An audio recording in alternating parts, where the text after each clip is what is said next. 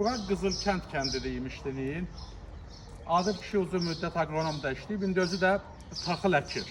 Müxtəlif fermerlərdən öyrənirəm ki, 1 hektara nə qədər xərc edir taxıl əkəndə, pambıq əkəndə və nə qədər də qazanc götürülür. Bu müxtəlif insanların dilindən müxtəlif rəqəmlər səslənir.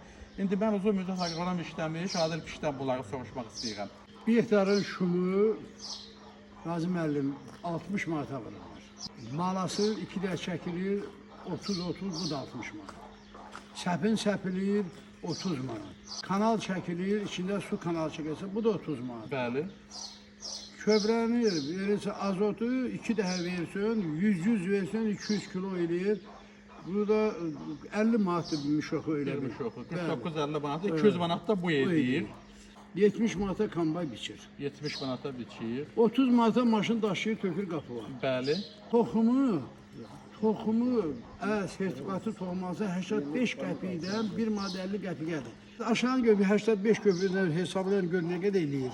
170 manat. 1 hektardan nə qədər taxıl çıxır? Orta rəqəm 40 sentner, 4 ton. 4 tondur.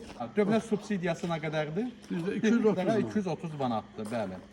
Satış qiyməti də 1 tonun nə qədərdir? Satış qiyməti 1 kiloqramın taxılın. 35 orta rəqəm, 35 qəpik. 4 tonu hesablasaq orta rəqəmdən 35 qəpikdir. 1400 manat bu edir. Dövlətin subsidiyasında üzərinə gələndə bu edir 1630 manat. Ümumi çəkilən xərc 1 hektara da 650 manat edir. Bəli, 980. İndi biz 1630 manatdan çıxırıq 650 manatı. Yerdə qalır 980 manat. 980. Belə çıxır ki, 980 manat qazancdır.